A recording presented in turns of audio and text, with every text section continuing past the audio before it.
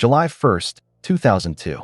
Bashkirian Airlines Flight 2937 and DHL Flight 611 were both cruising at 36,000 feet over southern Germany. In the control tower, a single air traffic controller was monitoring both planes. He saw them converging. He had less than a minute to act. What happened next would haunt him forever and change aviation safety worldwide. Air traffic controllers live with this kind of pressure every single day. One mistake, one moment of distraction, and hundreds of people die. So how do they do it? What does a day in this job actually look like? And what kind of person can handle this level of stress? Let's break it down. An air traffic controller is essentially a coordinator in the sky. Their job is to make sure that every aircraft in their airspace stays safely separated from every other aircraft. That means managing takeoffs, landings, and everything in between. There are actually several types of air traffic controllers. Tower controllers work at airports, managing planes on runways and in the immediate vicinity. They're the ones you see in the tower, watching planes take off and land. Then there are approach and departure controllers who handle planes as they're climbing after takeoff or descending for landing. But the most intense job belongs to en route controllers. These are the people managing aircraft at cruising altitude, often controlling dozens of planes simultaneously across hundreds of miles of airspace. They work from radar facilities, watching screens filled with moving dots, each one representing an aircraft with hundreds of lives aboard. A typical shift means sitting in a dark room, staring at radar screens, coordinating with pilots via radio, and constantly calculating speeds, altitudes, and trajectories in your head. You're issuing instructions every few seconds. Turn left. Climb to flight level 350. Reduce speed.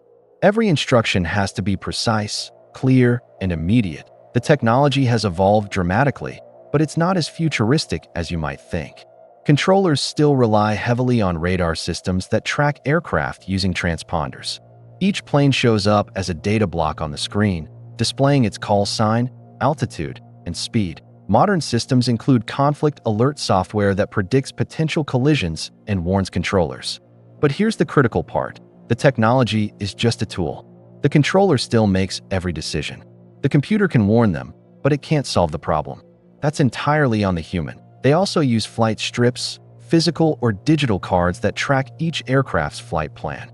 Controllers are constantly updating these, marking changes, coordinating with other sectors and facilities. It's a constant flow of information that has to be processed instantly. Communication happens via radio on specific frequencies. Controllers are talking to multiple pilots simultaneously, issuing rapid-fire instructions, receiving readbacks, catching errors. The phraseology is standardized worldwide, but it still requires intense focus to keep track of multiple conversations. What happens when things go wrong? When weather suddenly changes, when equipment fails, when a pilot misunderstands an instruction, or when two planes end up on a collision course. Controllers are trained for emergencies, but nothing fully prepares you for the moment when you see two aircraft converging on your screen and you have seconds to act. Your heart rate spikes. Your mind races through options. You have to choose the right instruction immediately. There's no time for second guessing. The pressure is unimaginable. You're not just managing machines. You're responsible for lives. Every dot on that screen represents real people, families, children. And if you make a mistake, they die. That knowledge weighs on controllers every single shift. Near misses happen more often than the public realizes. Most are resolved without incident because controllers catch them in time. But the stress of those moments accumulates. Controllers report that their most difficult challenge isn't the technical work.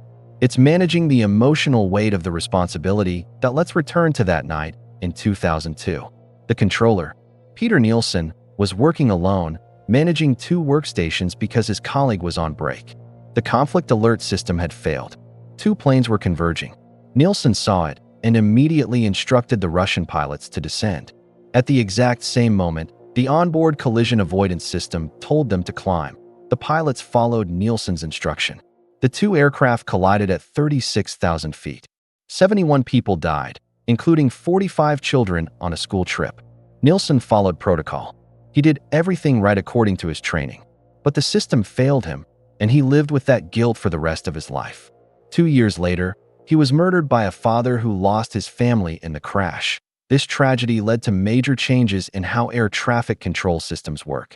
It highlighted the impossible burden placed on controllers and the need for better technology, better staffing, and better support systems. But it also showed that even when controllers do everything right, the weight of the job can be devastating. So, how does someone become an air traffic controller? The path is long and brutal. In the United States, you typically need to be hired by the FAA and attend the FAA Academy. The training program lasts several months and has a high failure rate. Many people wash out.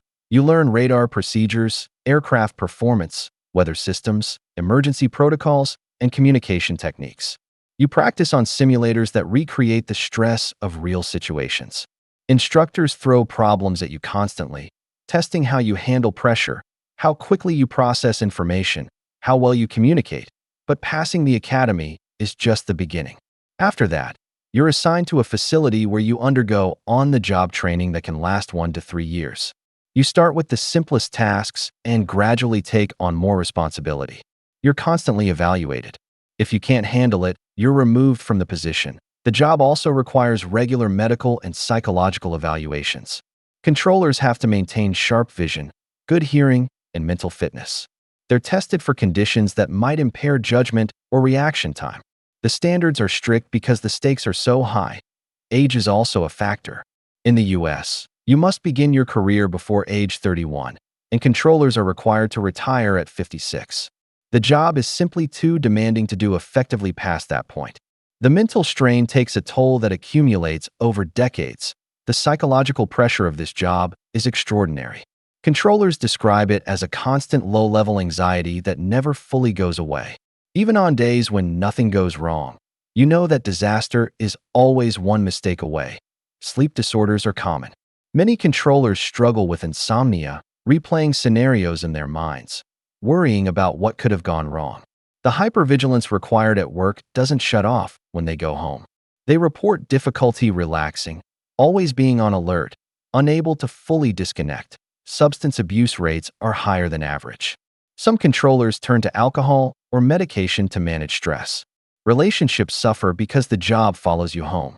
The emotional toll is invisible but profound. You're carrying the weight of responsibility that few other professions demand. Burnout is a serious issue. Controllers have a relatively short career span, not just because of age restrictions, but because many simply can't sustain the stress long term. The FAA and other organizations have implemented wellness programs, but the fundamental nature of the job remains intensely demanding. Support systems matter. Controllers rely on colleagues who understand what they're going through. The culture in control rooms is often tight-knit because only someone who's done the job can truly understand the pressure. But even with support, the mental health challenges are significant, given the stress and responsibility. Air traffic controllers are often invisible. Passengers rarely think about them, but every single flight relies on their skill, judgment, and calm under pressure. They prevent disasters that would otherwise be inevitable. They are, quite literally, the reason commercial aviation is as safe as it is. The next time you fly, remember that somewhere in a dark room, someone is watching your aircraft on a screen, making sure you arrive safely. That person carries a weight most of us can't imagine, and they do it every single day.